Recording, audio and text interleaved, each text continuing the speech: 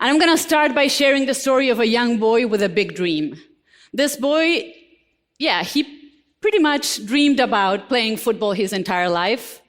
And he got pretty good at it. He started playing and practicing. And so his parents thought, the boy is good. Let's go and take him for a tryout in one of the big clubs. And so they take him. And there's a bunch of guys there who are deciding which kid they're going to sign and which kid they're not going to sign. And so when they look at him, they think, he is good, but what is wrong with him? He's too small. Let's get him checked with the doctors. And so they get him checked. And yes, in fact, he did have a problem, and not a small problem if you want to be a football player. He had a growth hormone deficiency problem. In essence, he was born with a problem that would not allow his body to grow. And so these people who are deciding who they're going to sign, they look at him and they go, we're not signing a kid who was born broken. Have you ever felt broken before? Have you ever felt, I'm not good enough, I'm not talented enough, I'm not wealthy enough, I'm not healthy enough, I'm not sexy enough, there's something wrong with me? Well, this kid, he was born with a broken body, but he was definitely not born with a broken mindset. And so he said, I'm going to keep dreaming, I'm going to keep believing, and I will do whatever it takes to make this dream come true, even if they say it is impossible, that it is physically impossible, whatever it takes. And if that means that every day I have to stick a needle in my leg just to see if my body will want to grow, I will do that. And he kept going, and he kept dreaming. And at one point he said, yes, I'm not as tall as the rest, I'm not as strong as the rest, I will just have to learn how to play football in a different way. And this boy, who was nicknamed La Pulga in his home country, which in English means the flea, because of how tiny he was, became the biggest player of all times. Because this is the true story of Lionel Messi. Yes, it is, and you can give him a hand. The guy who created history in football. The guy who just won a World Cup at age 35 after trying for 16 years. The guy who was named 7 times best player in the world in 3 different decades, which says a lot about him. And once he was asked, did you ever dream about this? And he said, I've been dreaming about this big dream my entire life. And the reason I admire this guy so much, it's not because of how well he plays football, and it's not because we were both born in the same country, but it is because of his extraordinary talent to take a problem. Just imagine wanting to play football and being born with that problem. He took a problem, transformed it into an opportunity using his mindset.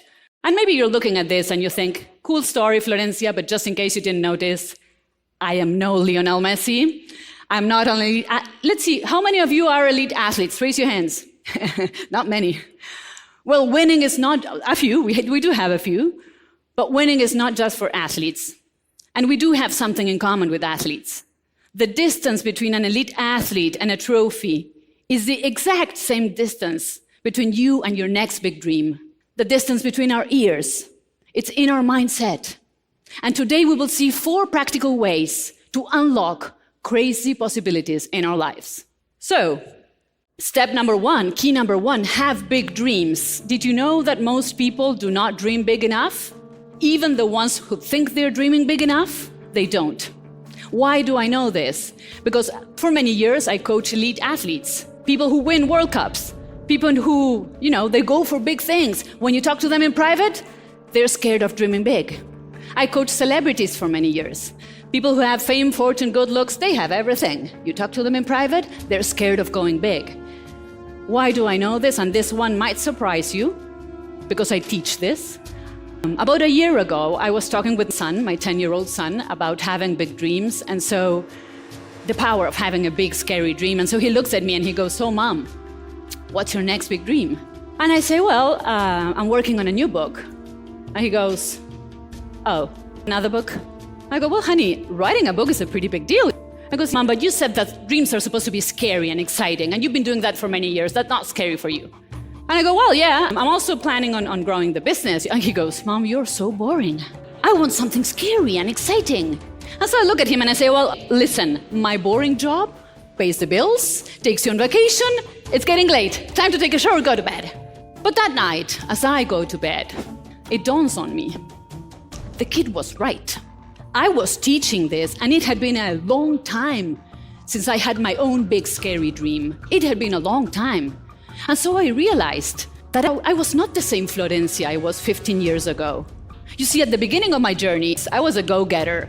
I was a bold dreamer. I was a girl who would knock on every door, who would get 100 no's until I got a yes. I would take risks, I would fail, I would then try again. But at one point, my business grew, I became more well-known, my books became bestsellers, whatever.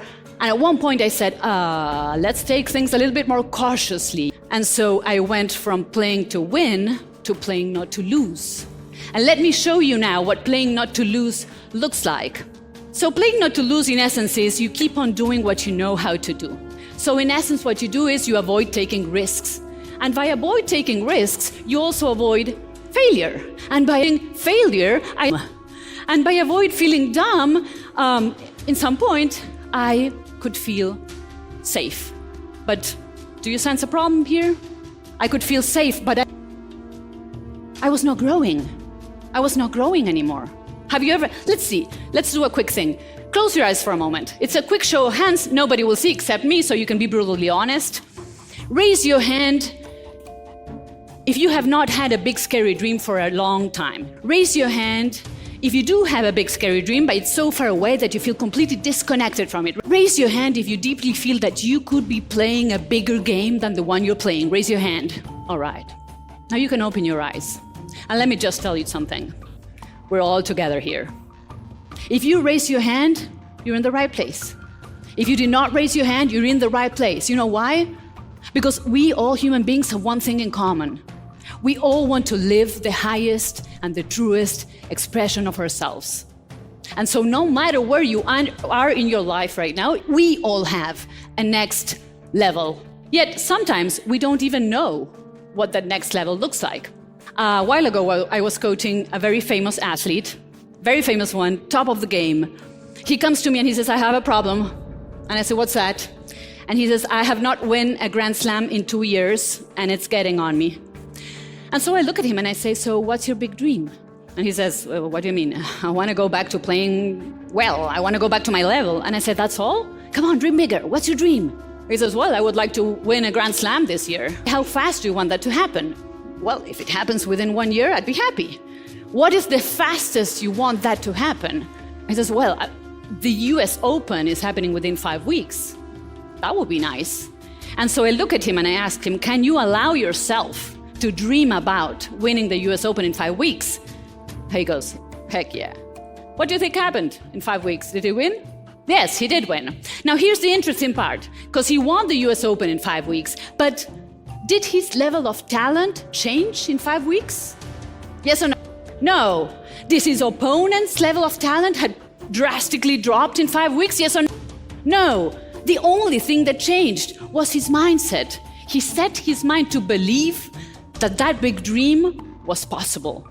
And so he did it, and it came true. And by the way, he won 3 out of the 5 Grand Slams that year. And so now, I want you to think about what your next big dream is. And in a moment, I will have you write it down in one short, powerful sentence. But I want you to consider 2 aspects before you write. First one is, can you make it bigger? Can you make it bigger? Bigger might be adding a 0 to your revenue goal. Bigger could be if your goal is, or your dream is to write a book, become international bestseller, or take your business across the border, whatever that is. Can you make it bigger? And the second aspect to consider is, can you make it faster? The time we give ourselves to do something is usually the time it takes us to do it. So can you make it bigger in size? Can you make it shorter in time? And now I'll give you a minute, write it down. One powerful sentence. My next big dream is, it could be personal, professional, whatever you want to dream about, just write it down. All right, so key number 1, have big dreams. And remember, we all tend to dream smaller, and we all tend to give ourselves too much time to achieve them. So go bigger, go faster. Step number 2 is big words. What do I mean by big words? The words we speak create realities. Do we know this? Yes or no? Yes. Because they change our subconscious mind, they produce a change in reality. Is that true or not? Yes. Now, what are the two most powerful words according to research? I am. In Spanish, yo soy. In French, je suis. In Italian, io sono. In Chinese, I have no idea.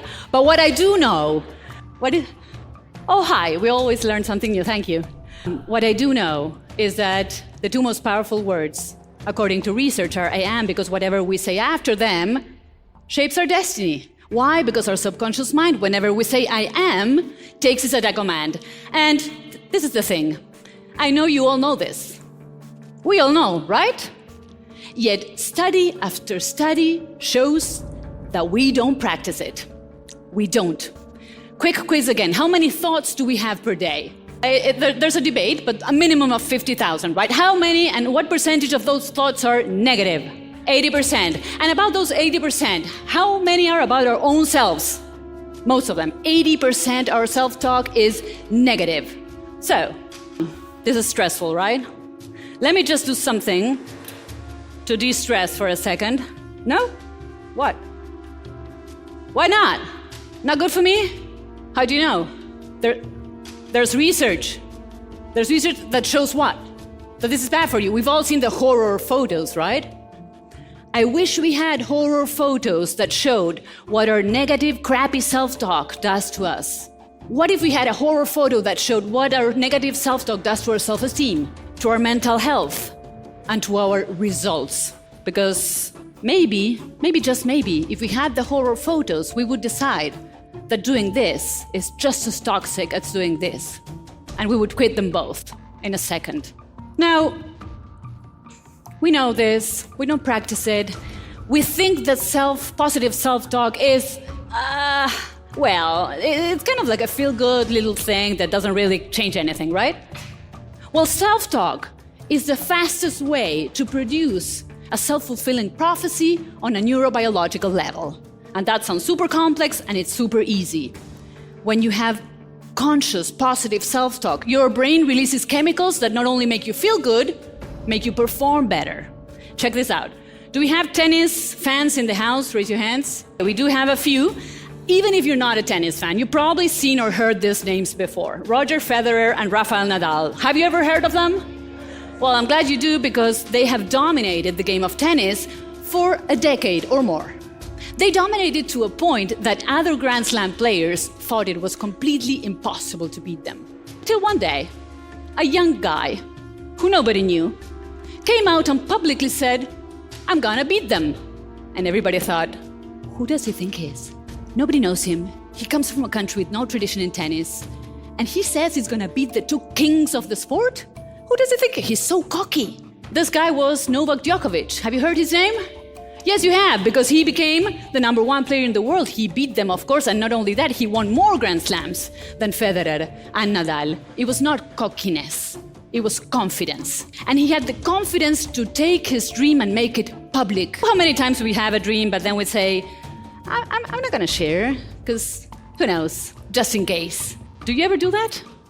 Just in case. When we do the just in case thing, we put a huge question mark next to our dream, and it doesn't work. So guess what we're going to do next? Remember what you wrote? We're going to make your dream go public. I see some horror faces.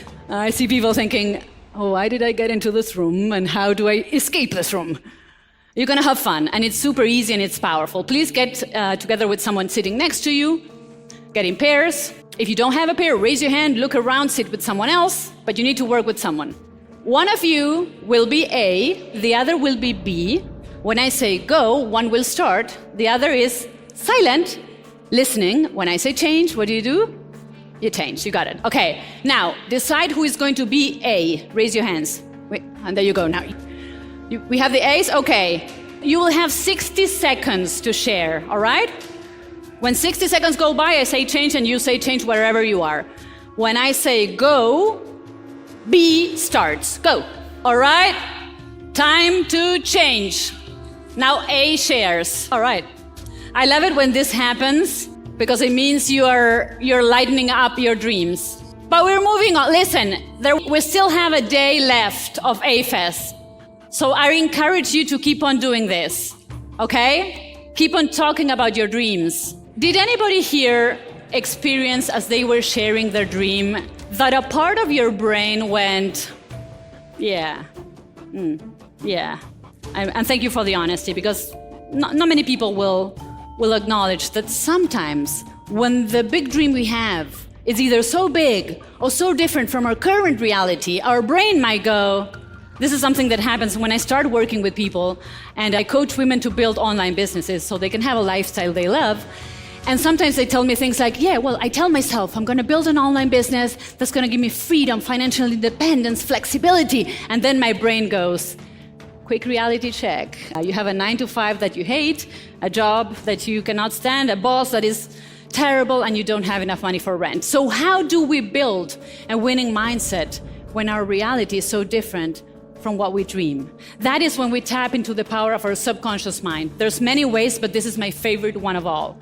So what I do every single day, it only takes me 90 seconds, and that's why I love it, because when I say I have no time, this is 90 seconds, and all I do, I usually do it after a meditation, but even if I don't have or I skip the meditation, I do this every day. I rehearse in my mind being the person that is already happier, healthier, wealthier, sexier, whatever you want to do. I rehearse in my mind already having more influence, more impact, more flexibility. It only takes 90 seconds, and every day you can change up a little of the things you see. When you do that, you create a new reality in your mind. And as you know, the mind doesn't tell the difference between real reality and imagined one. And if you do this every single day with presence and consciousness, your subconscious mind will make sure that the ideal you happens 10 times faster. So I recommend you do it. Okay, so big dreams. We stretch the dream, we shorten the time frame, we use the big words, the I am with power, with consciousness. And now we're going into the big actions. So here is the time when we go from dreaming about it and visualizing and all the nice stuff to actually doing it. And when we give that step, it could well happen that emotions, this thing that Eric was portraying so masterfully, emotions can take a hold of us. Because emotions are great guides, but they're very poor masters. And with the mere thought that, what if I fail? So what if I invest money, time, energy, and this project completely bombs? With that mere thought, we feel nervous, we feel anxious, we feel scared. And I know that emotional mastery is a huge subject, and I'm not even going to try to cover it in the 20 minutes we got left. I was a professor in the university in the Master's of Coaching degree, and my class was called Emotional Mastery, so I know that there's a lot to be talked about. But today I want to give you the one tool that I know can produce instant change in your emotions. Instant. It can take you from feeling nervous and anxious and scared to feeling empowered and ready and confident. Ready for it? I discovered this tool 13 years ago when I was facing one of my biggest professional challenges in my entire career. I had just been signed as a speaker for Sony Music, which was a very rare thing because Sony Music would only take musicians on tour. And the president of Sony Music thought it was a great idea that we had our opening night in the Maipo Theater. If you've ever been to Buenos Aires, this is the most iconic theater, I would say, even in Latin America. This is where the best ballet dancers perform, where the best opera singers sing, and for some reason, we were doing our opening night there. And so we were having a rehearsal, and I remember this so vividly, as if it was many years ago, but I remember. And so we were doing the checking the lights and the sound, and I was standing in the theater and doing my visualization thing, and I'm imagining this whole place filled with people. And then suddenly one man walks in. He was in his 70s or something. So he walks over, he introduces himself. Nice to meet you. I've been running this theater for 40 years, and I don't think I know your name. What kind of artist are you? And I go, and so he goes, are you a singer? No, sir, I'm not a singer. Do you play instruments? No. Are you actress? No, sir, no. Are you a dancer? Well, after a few drinks, I can make my moves. I'm trying to make him smile. He's not even smiling, and now he looks at me and he says, what kind of artist are you? And so I say, I'm a motivational speaker. And he looks at me like I just landed from outer space. He says, you're what? Motivational speaker, sir. I speak and I motivate people to go for their dreams. And he says, and people are going to pay to come to listen to you speak in this theater? And I say, yes, of course, with a fake smile and a fake sense of confidence. And the moment he walked out the room, I felt like a bag of poop had been dropped on my head and was dripping all over me. And I started to obsess around the thought, what if this is one huge mistake? This guy knows this. Nobody's going to pay a ticket. We're going to embarrass ourselves. And the next 2 weeks were one long proof of what emotions can do to you when you don't master them. I'm talking about tossing and turning in bed, all kind of emotions. I'm talking about snapping at my husband and my kids for no reason. I'm talking about anxiety diarrhea all day long. It was not pretty. And so at one point I thought, you know what, this is ridiculous. We're 10 days away from the event. No tickets have been sold. And so I'm about to call Sony Music and tell them we're going to cancel this whole ridiculous idea off. And as I'm about to do that, and I'm about to grab my phone, for some reason, I suddenly remember a mantra, a powerful mantra that was taught to me by Jack Canfield, a friend, former mentor. And he taught me this many years ago. So I have no idea why I remember that on that spot. And he said, Florencia, whenever you want to go for something, but you feel scared, or you're nervous, or you're anxious, activate this powerful mantra. It will shift everything for you. And so I said, fine, do you want to learn it? Yeah? Okay, let's do something. So in order to learn this, I'm going to be playing some music, and we will be chanting a few ohms, and please chant with me because I'm bad at this. And after we chant a few ohms, we will be chanting the mantra. Before we do that, just can you tap into the feelings of nervousness or uneasiness or being a little scared of your big dream? Can you tap into that? If you can't, if you don't feel a little scared, you're not dreaming big enough. So come on, tap into that thing of like, what if I don't make it? What if it's not there? What if I embarrass myself?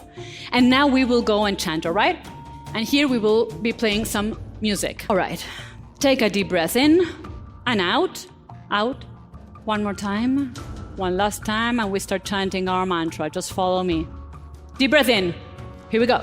Oh, what the heck, go for it anyway. Open your eyes. Oh, what the heck, go for it anyway. Stand up.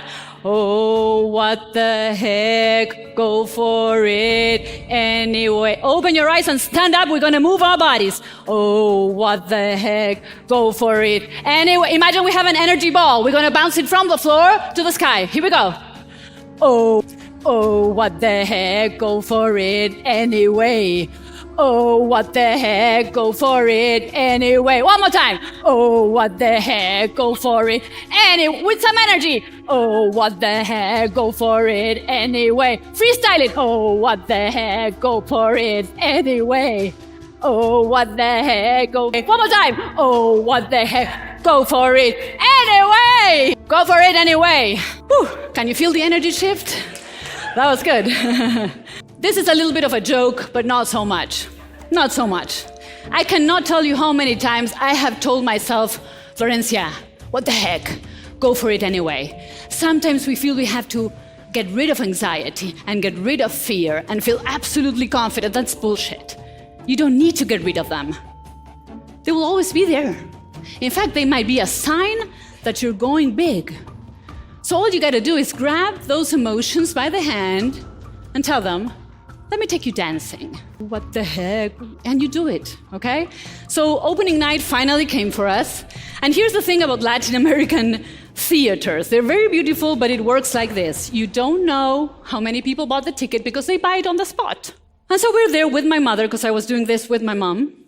And we're standing in the backstage of this beautiful theater. And there's a big red velvety curtain, and we hear some voices there. And so we think, well, someone came. Might be friends and family, but what the heck? Let's do it anyway. And so we're standing there, and the big red velvety curtains rise, and our jaws dropped, because this is what we saw. Thank you.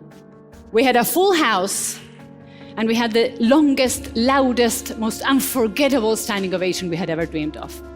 And my big learning was never wait for emotions to totally settle, do it anyway. All right, and we're stepping onto our fourth key for today. So we got the big dreams, we stretch them out, we shorten the time, we use the big words, we take the big actions no matter what. And then what? I call this the big moves. What do I mean by big moves? I mean the big decisions. What do I mean by big decisions? The decisions that move the ball forward. Now the problem is, many times, we think we're moving the ball forward, but we aren't. And we think we're moving the ball forward because we're very busy. We work a lot. And maybe we're super responsible and diligent and very busy all day long. But what if I told you that being busy does not equal moving the ball forward in your business and your life? What if your busy schedule was getting in the way of making your dreams come true? What if your busy schedule was your excuse to not make the big decisions that you know you need to make in order to transform your life? That's exactly what happened to me. So for more than 10 years, I had a big dream in the back of my mind. And the big dream was, what if I took everything I've built in the Spanish-speaking world? What if I took it to the English-speaking market? And then I would look at my schedule and I'd be like, right, you need to buy a new life. It's undoable. I'm running my business, I'm very busy, I'm a mother of 2 kids, undoable, maybe next life. And so I would just push it away. And then one day, as I shared before, my 10-year-old son comes and says, Mom, it's been a long time since you've gone for a big dream. And so I realized I was saying I have no time for this. And so I did what I usually tell my clients to do when they say I have no time. I told myself to do a brutally honest self-audit of my time. And I strongly recommend that if you feel you have no time, do a brutally honest self-audit. What this looks like is you take an entire week and you analyze everything you do, everything, hour by hour. I did that. And at the end of that week, I realized, I'm trying to find a way to explain what I realized. Have you guys read the book by Tim Ferriss, The 4-Hour Workweek? Some of you did. For those of you who have not, in essence, he explains you should be spending 80% of your time in 20% of the activities that drive the big results. Well, I was far from that. Let's just put it that way. I was very far from that. I was busy, I was working a lot, but I'm very ashamed to say that most of the things that I was doing were not that important. We're not moving the ball forward. And that is what I call productive procrastination. It's not the type of procrastination where you lay in bed and watch Netflix all day long. No. It's a type where you keep yourself busy doing a ton of things and you don't do what you know you should be doing. So if you resonate with this in any degree, I invite you to write down the following question and take it and work with this when you go back home. What are the 3 big decisions that you made in the last 3 months? Big decisions, the ones that move the ball forward in your business and in your life. And if the answer is none, it's time to take a self-audit. And it's time to ask yourself, how do I change this? And so I was almost done with a shameful week of self-auditing my time and feeling quite depressed of what I was realizing. And this was 1 year ago, and I received a call from Mind Valley. And they tell me, Florencia, do you want to come as a speaker to A-Fest? To A-Fest that happened 1 year ago. And I said, sure, I can come. But you guys remember that my quest is only in Spanish, right? I say, yeah, well, but you can speak English. Come and do your thing. Fine. I go, I do my thing. Were any of you there last year? You guys changed my life that day. You changed my life that day, and let me explain why. Thank you for letting me catch my breath. So what happened is I got off stage and I got such overwhelmingly positive feedback and such overwhelmingly unanimous message of, do this in English. Take it to the English-speaking market. We want to take you as a speaker. So I get booked as a speaker, 8 speaking engagements on the spot. And as I'm flying on the plane back home, I'm flying back to Spain, I make my big decision. I'm going to launch my brand in English. And so the first thing I do, I make it right on time to go for pickup to my son at school. I pick him up, I take him to the beach, and I tell him, buddy, I have a big dream to share with you. And he goes, another book? No, it's not another book. This is a big, scary one. I'm going to launch everything I do in English. And so he says, and why is that scary, Mom? Well, why? Because nobody knows me here. Nobody knows me. I have no books, no products, no team, no office, and no guarantee that this will work. And so he looks at me and he goes, way to go, Mama. Way to go. And so the second decision I make is, if I'm going to do this, I'm going to do this fast. Because the time you give yourself to do something is usually the time it takes you to do it. So right now I want you to imagine that dream you wrote. I want you to get in touch with that dream. And now I want you to imagine that you're the pilot of a plane. And that ahead of you, you have a short runway. And at the end of the runway, there's a big fat line of trees. And in the back of that plane is your family sitting. And your job is to make that thing fly. Would you go slowly, overthinking every step? Or would you hit that pedal and make that thing fly as fast as you can? So I decided I'm going to make this thing fly fast. First move I do, I arrive to Spain, I rent an office. Look at the glamour of this vision. Does it remind you of the Mind Valley offices? Very much not quite there. It was depressing. But I wanted it fast. Within 3 weeks, it was looking better. Within 5 weeks, we had our first studio. We started producing content. I started hiring people. I decided I'm going to go and hire high-end people. I started consulting with some of the most brilliant minds in the industry, some of which are sitting here, and you know who you are, and thank you so much for joining and jumping into this project. And I started getting invitations to go to speak to some of the most amazing places in the Middle East and in Europe. And I don't want to sound like this was all unicorns and rainbows, because it wasn't. It was not easy. The first project we launched, we worked really hard on it. It completely bombed and failed. The Instagram account I started, and let me tell you, it's pretty humbling to start from zero. I went from over 500,000 in one language to zero. And so I diligently work and I post, and we have a social media manager. And when we reach 20K, the account gets hacked and blocked.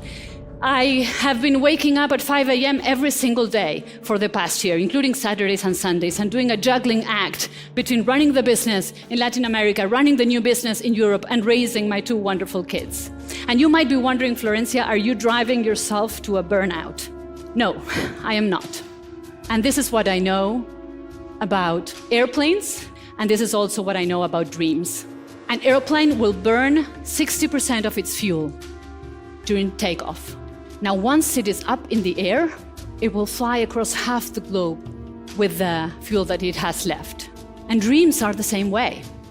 At the beginning of your dream, you will have to struggle probably, and struggle is probably not the word.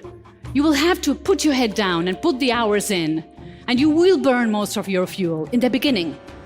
But once you get that thing flying, it can take you wherever you want to go. Winning is not about achieving things. Winning is about who we become in the process of achieving them. Winning is about tapping into our inner energy, the energy that gets ignited when we have a new big dream. Winning is about having energy, so much energy that you want to jump out of bed in the morning to start your day. Winning is about honoring who we are and who we may become. It's about listening to that inner voice that says,